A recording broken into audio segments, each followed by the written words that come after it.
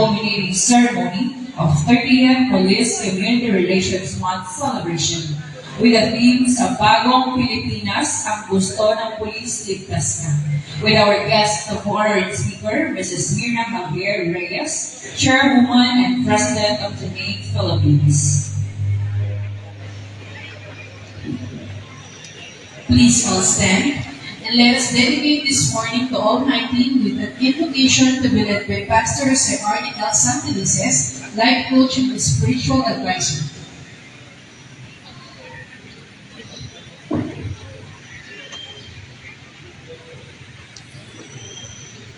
Good morning po sa bawat isa. Psalm 100 verse 3, serve the Lord with gladness.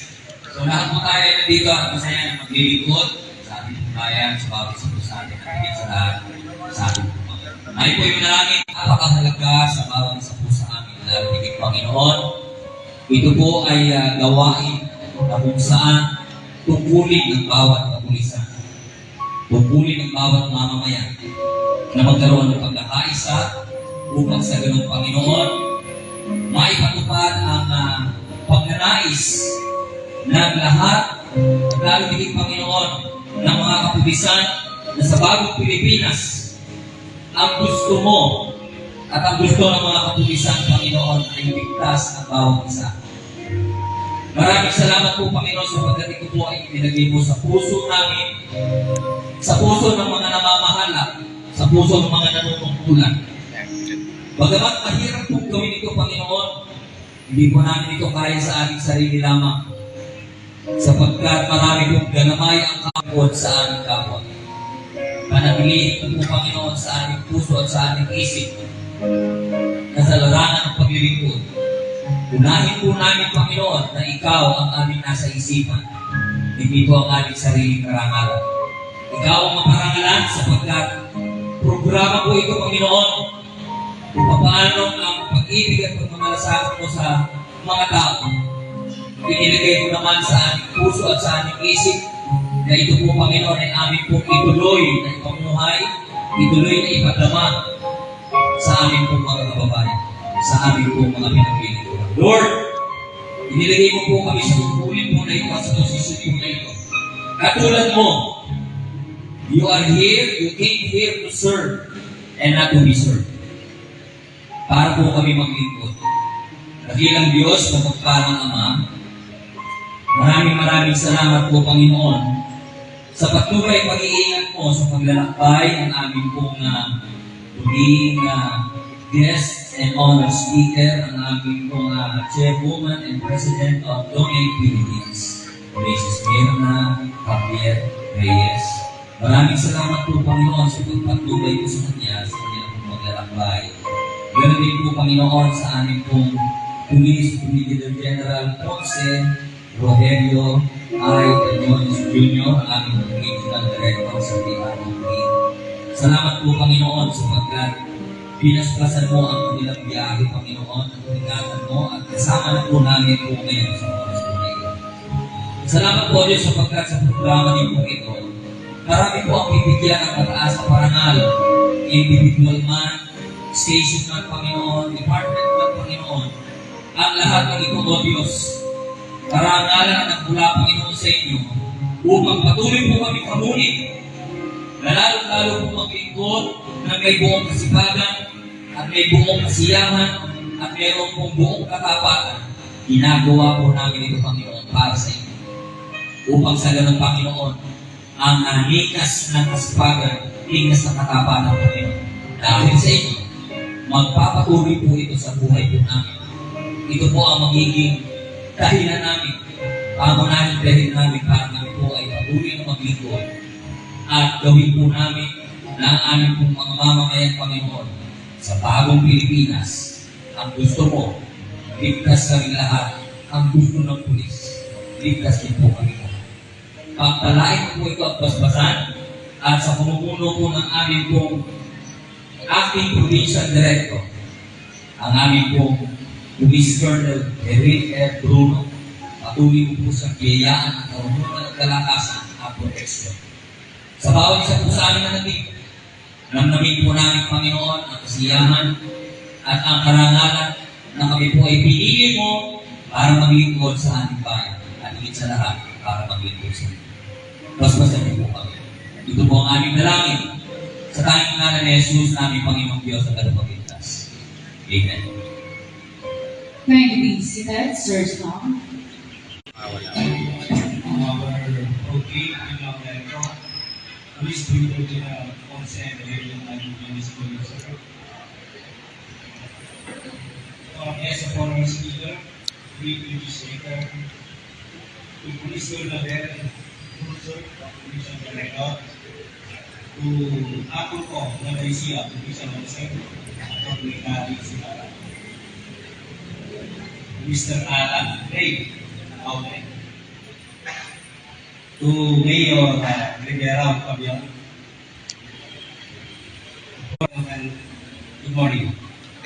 On behalf of our Commission Director, it is my honor and privilege to welcome everyone to this culminating activity for the 30th Police Community Relations Month celebration.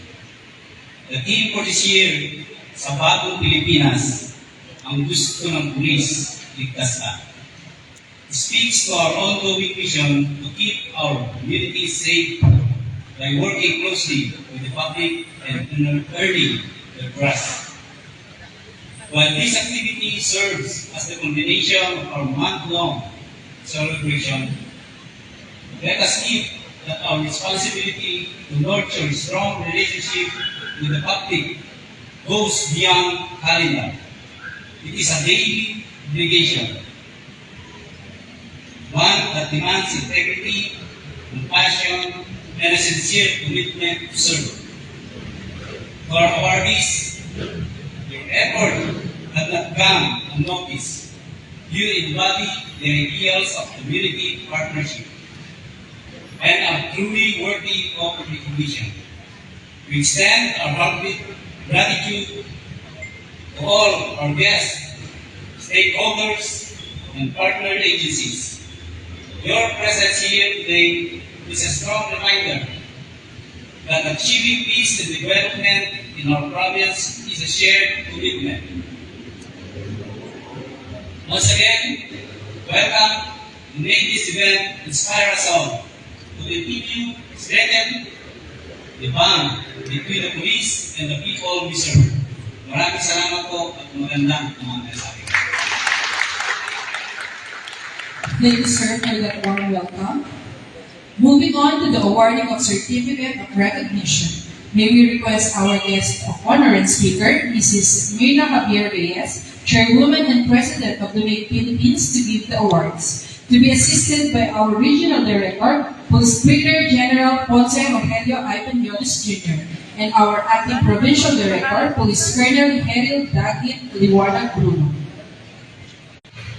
For having been a judge as Outstanding Picard Senior PCO for calendar year 2025 during the 30th Police Community Relations Month celebration with the theme sa Bagong Pilipinas, ang gusto ng Police, ligtas ka. In view with his outstanding performance in forgiving harmonious police community partnership in peace and order and public safety, thereby contributing immeasurably to the attainment of the overall mission and objectives of the Philippine National Police. Certificate of Recognition is presented to Police Lieutenant Colonel Renato C. Morales, Chief of Police, Cabanatuan City Police Station.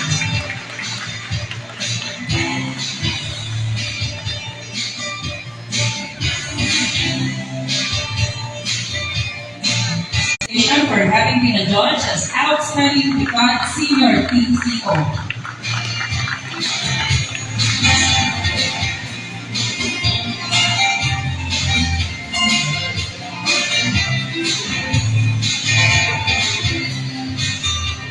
PNCO Certificate of Recognition is presented to Police Staff Sergeant Lizelle A. Manangkil, San Jose City Police Station.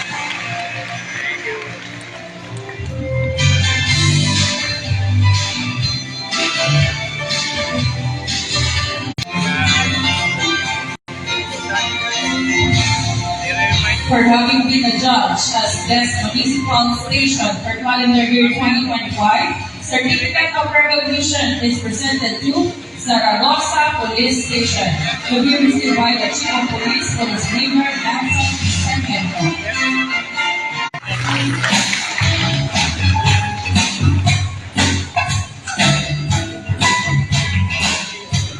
Another certificate to be received by 2nd PMFC for having been adjudged as Outstanding RPSB for calendar year 2025.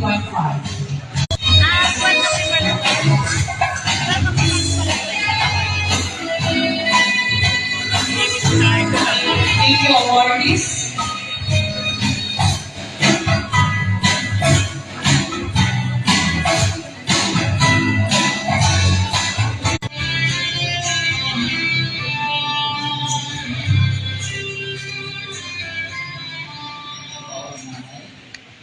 Of course, Oh my gosh.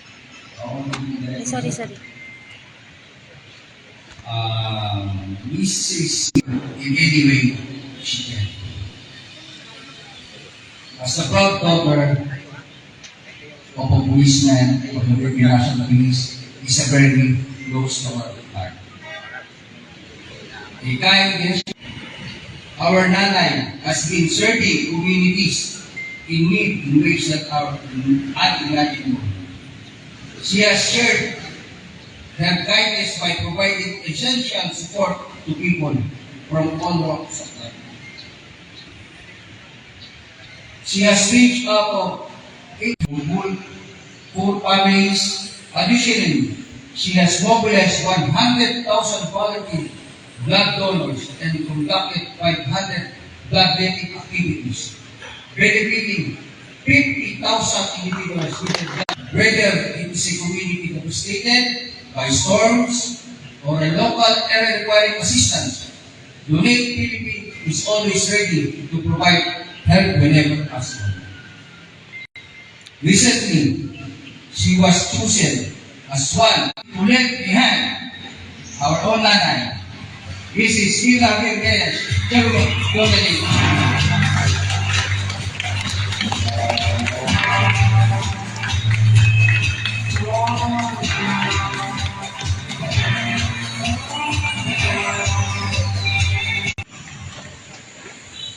Una-una, siyempre papasalamat ako si ating maganda lalaki, si Pili, si Harold Bruno, Colonel Bruno, at Tony. Gary Segara, na perform the Senior Provincial Officer of Police Stations, and all the PSQ personnel and the awardees. Of course, from Mr. Nathan Mayor Rivera, and nephew, and all the rest of the media, maraming salamat po sa pagdating ng pulis sa Bataan, pangangailangan ng community. It was a humble, talagang tuwag-tuwa yung mga tao doon, yung mga stakeholders that been recognized by my son.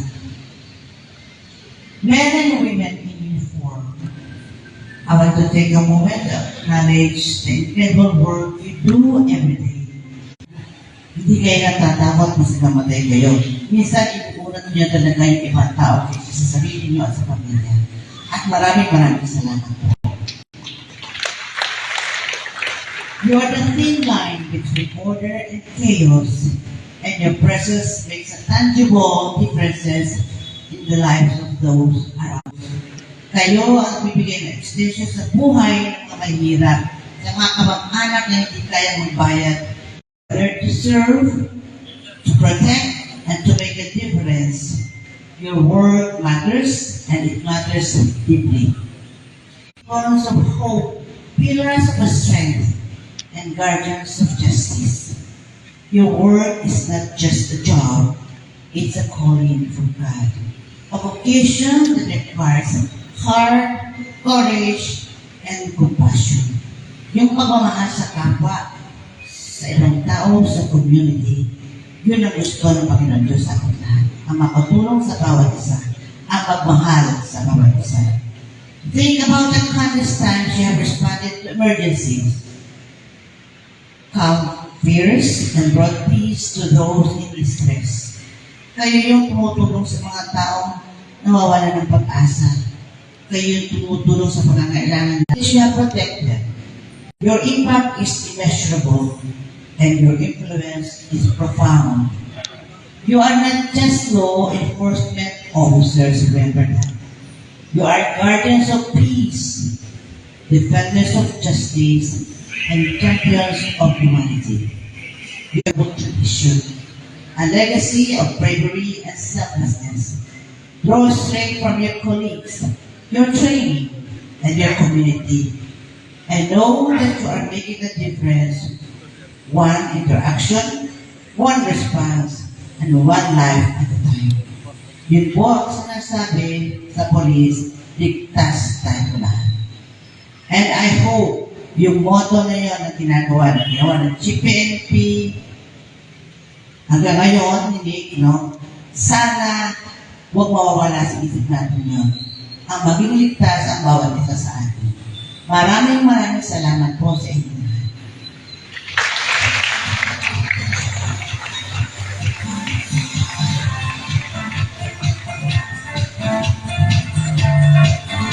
Thank you so much. Kindly be seated, Sir's Mom. For the presentation of Certificate of Appreciation and Memento, may we request our guest of honor and speaker, Mrs. Mirna Javier Reyes, Chairwoman and President of the Philippines, to please come forward to receive the certificate and memento, to be given by our Regional Director, Police Brigadier General Ponce Rogelio I. Anyones Jr., and to be assisted by our Acting Provincial Director, Police Colonel Meryl Dalit Liwanag Bruno. Citation reads, Public Community Relations Month Celebration. Certificate of Appreciation is presented to Mrs. Mirna Javier Reyes, Chairwoman and President of the NAIP Philippines.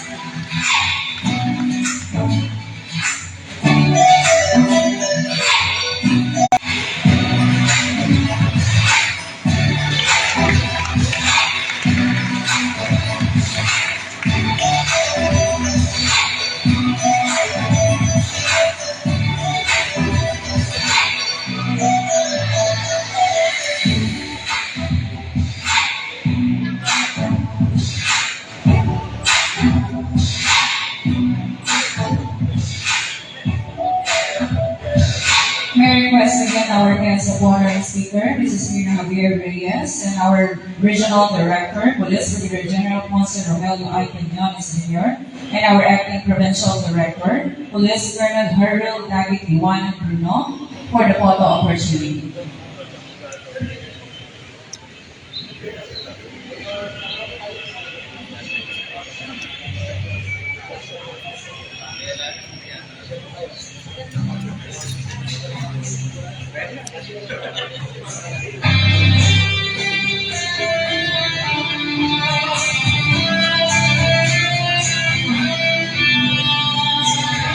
Dalit sign po.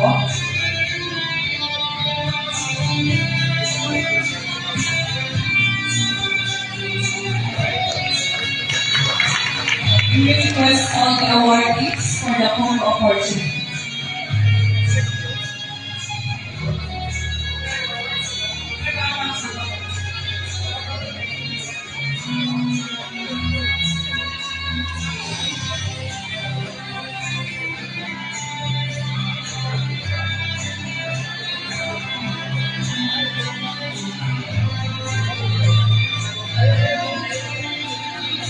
Please also